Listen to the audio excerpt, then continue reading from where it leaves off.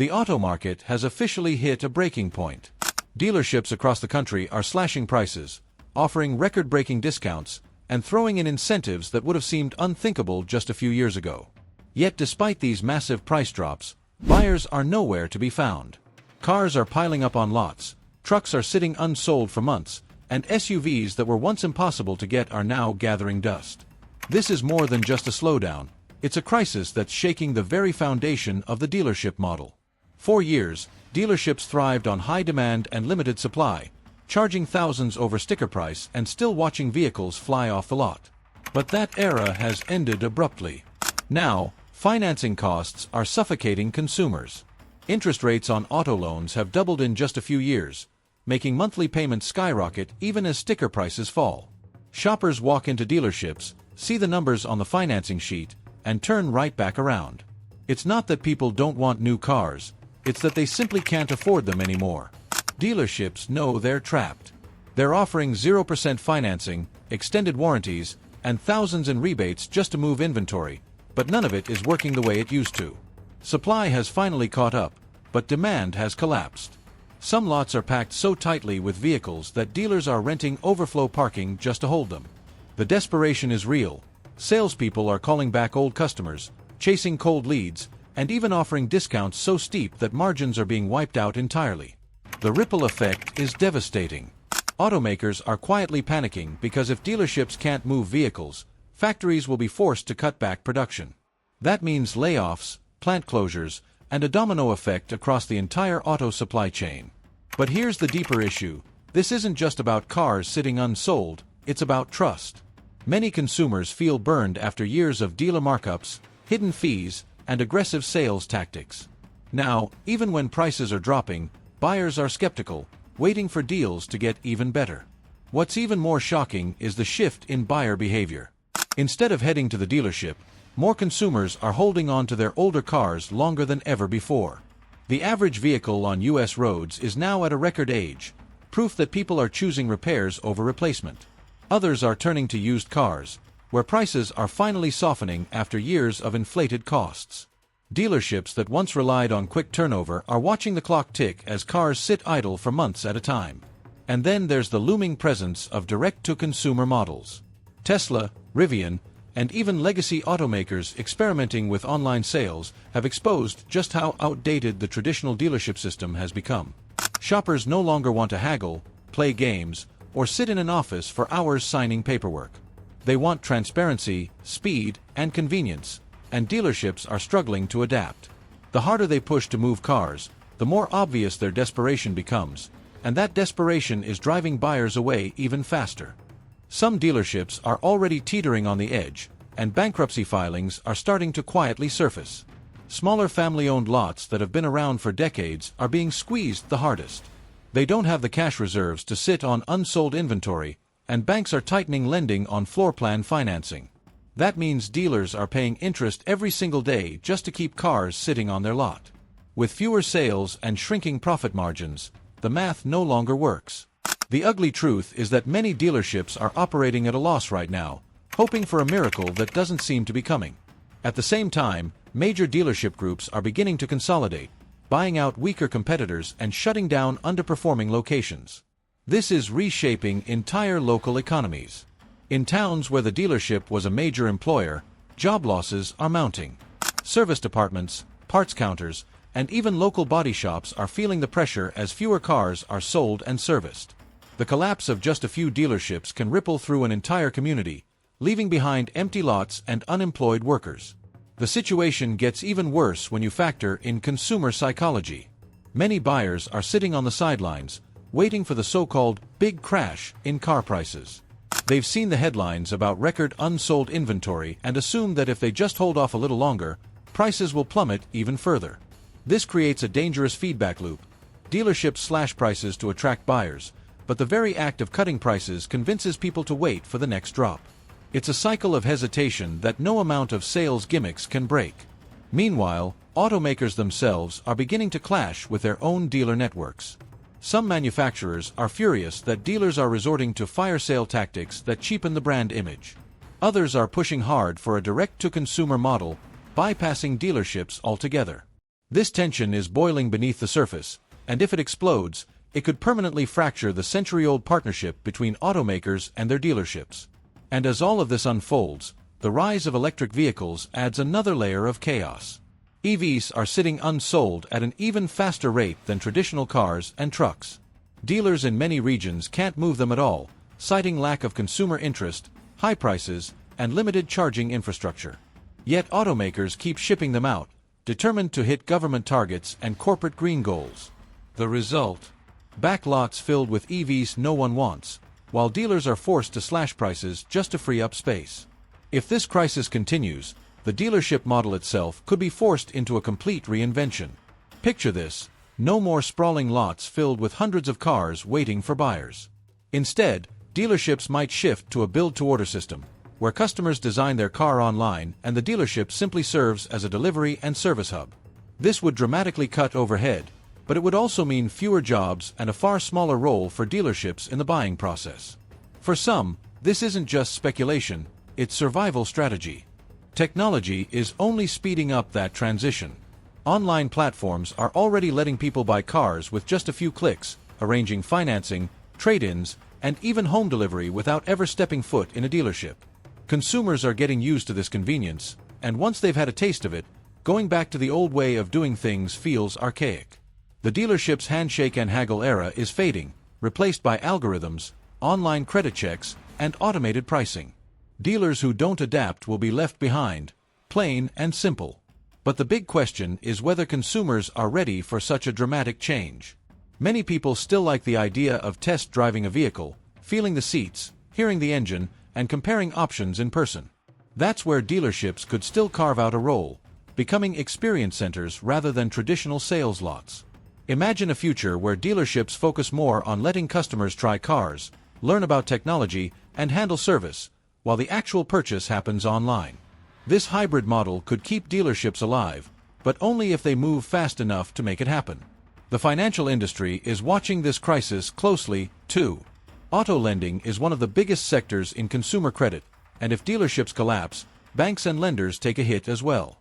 Delinquency rates on auto loans are already climbing, especially among younger buyers who were stretched thin by high prices and high interest rates.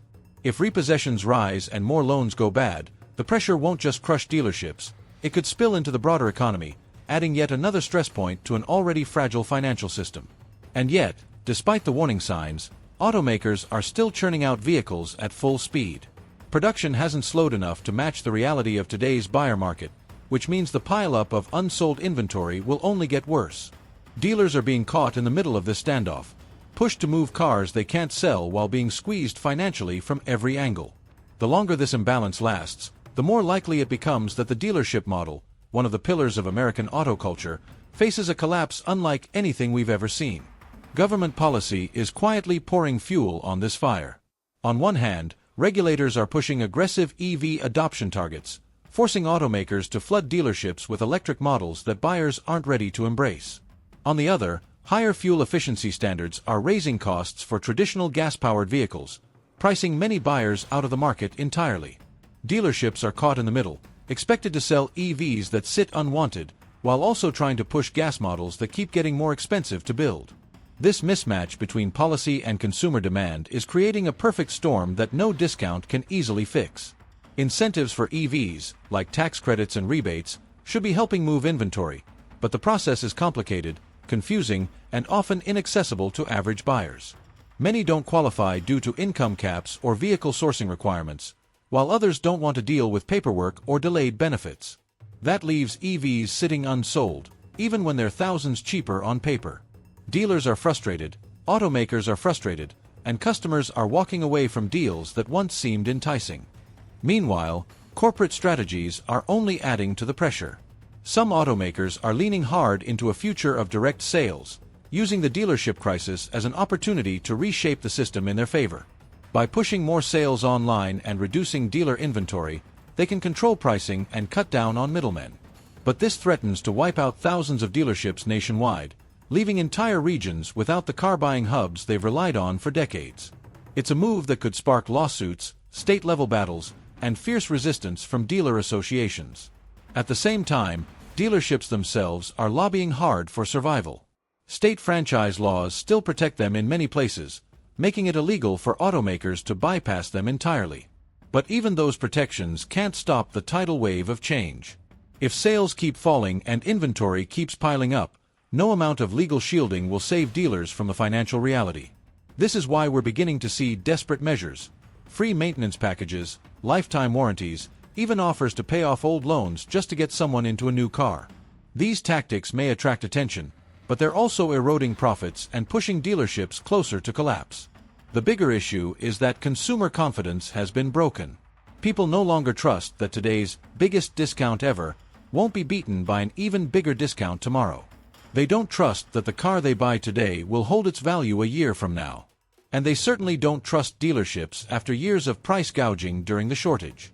This trust gap may be the hardest part of the crisis to fix, because once buyers lose faith in the system, no rebate or incentive can bring them back quickly. If dealerships can't convince buyers to make traditional purchases, the entire concept of car ownership could begin to shift. Leasing, for example, is already gaining traction again as a way for consumers to dodge high sticker prices and avoid long-term commitments. Automakers and dealerships are quietly leaning into this, offering lower lease rates to keep vehicles moving off lots. But while leasing helps in the short term, it also means cars will come back in just a few years, flooding the used market and putting even more downward pressure on prices. Then there's the rise of subscription models. Some automakers are experimenting with monthly car subscriptions, where buyers pay a flat fee to access different models without worrying about maintenance or long-term loans. On paper, it sounds appealing: flexibility, convenience, and no haggling. For dealerships, though, this model is a nightmare. It cuts them out almost entirely, reducing their role to service centers rather than sales hubs. If subscriptions take off, dealerships could lose their core business overnight. Even more disruptive is the possibility that younger generations may simply abandon the idea of owning cars altogether. With rideshare, car-sharing platforms, and even growing public transit in urban areas, many people don't feel the need to buy a vehicle. Combine that with high costs, insurance headaches, and now the dealership crisis, and ownership starts to feel less like freedom and more like a burden. For rural America, cars will always be necessary. But in cities and suburbs, the decline of ownership could accelerate rapidly. All of these shifts point to one outcome: dealerships as we know them are standing on shaky ground. If they don't evolve into something new, whether it's experience centers, service hubs, or delivery outlets, they risk becoming relics of the past. The danger is that the transition may happen faster than anyone expects. A sudden wave of bankruptcies, combined with corporate pushes for direct sales, could erase thousands of dealerships in just a few years. And when that happens, the way Americans buy and think about cars will never be the same again. The collapse of dealerships isn't happening in isolation. It's intertwined with the broader economic strain hitting American households. Housing costs are at record highs, groceries and utilities eat up more of every paycheck, and credit card debt has surpassed levels not seen in decades. In that environment, a new car isn't just a luxury, it's becoming an impossible expense. When dealerships slash prices but still can't attract buyers, it's a warning sign that consumers are stretched so thin they can't take on another financial burden, no matter how good the deal looks on paper. This slowdown is already showing up in the job market. Dealerships employ hundreds of thousands of workers nationwide, from sales staff and finance managers to mechanics and lot attendants. When sales dry up, those jobs are the first to go. And the damage doesn't stop there. Auto transport companies, regional advertising firms, local radio stations, and even detail shops all depend on steady dealership business. One dealership closure can ripple through dozens of supporting businesses, creating a wave of unemployment that hits far beyond the car lot. Consumer debt is another powder keg. Many Americans who bought vehicles during the boom years of high demand and inflated prices are now finding themselves underwater, owing more on their car than it's worth. As used car prices slide and trade-in values shrink, these owners are stuck. They can't sell, can't refinance, and can't easily buy again. This creates paralysis in the market, with fewer people cycling into new purchases. If delinquencies and repossessions keep climbing, banks will start pulling back auto lending, and that will choke dealerships even further. All of this adds up to a dangerous cycle. Fewer sales mean fewer jobs mean less consumer spending, and less consumer spending deepens the downturn. And because the auto industry has always been a backbone of the American economy, Dealership struggles are like an early warning siren. When cars aren't selling, factories shut down, workers get laid off, and communities lose one of their biggest sources of economic activity. It's not just about cars, it's about the entire financial ecosystem that depends on them moving off lots. The parallels to 2008 are becoming harder to ignore. Back then, it was the housing market that set off a chain reaction across the entire economy. Today, it could be the auto industry.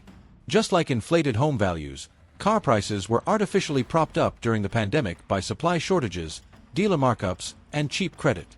Now that reality is catching up, values are collapsing, leaving millions of Americans trapped in loans worth more than the cars themselves. This is the auto market's version of being underwater on a mortgage, and it's spreading fast. If repossessions spike the way analysts are warning, banks will be left holding a mountain of bad auto loans. That risk will make lenders even more cautious, tightening credit and locking even more buyers out of the market. It's the same downward spiral that triggered the last financial crash. Credit dries up, demand collapses further, and the industry that once seemed unstoppable suddenly grinds to a halt. And because autos are tied to so many other sectors, manufacturing, steel, electronics, energy, insurance, the fallout wouldn't stop at dealerships. It would ripple through the entire economy. The most alarming part? This time, the safety nets aren't as strong. In 2008, the government stepped in with massive bailouts to keep automakers and banks afloat.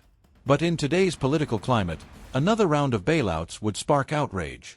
Taxpayers already feel burned from corporate rescues in the past, and many won't accept pouring billions into dealerships or automakers again. That means if this crisis deepens, many players in the industry will be left to fend for themselves, and not all of them will survive. Yet the signs are already flashing red. Dealership inventories are ballooning. Automakers are quietly warning shareholders about market headwinds. Banks are tightening auto loan standards. And consumers? They're holding back, waiting, and watching. It's a standoff with no clear end in sight, and the longer it drags on, the more dangerous it becomes. If dealerships begin collapsing in large numbers, the impact on Main Street America would be immediate and devastating.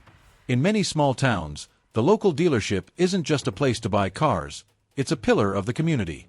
It sponsors Little League teams, supports local charities, and provides steady jobs for dozens of families. When that dealership shutters its doors, the effects ripple through the entire town. Restaurants lose lunchtime business from staff, local radio stations lose ad revenue, and city tax bases shrink almost overnight. What was once a bustling hub of economic activity becomes an empty lot with rows of weeds cracking through the pavement. Family-owned dealerships are at the greatest risk.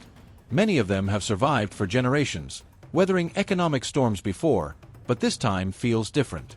The combination of unsellable inventory, shrinking margins, and rising costs is a wall too steep to climb.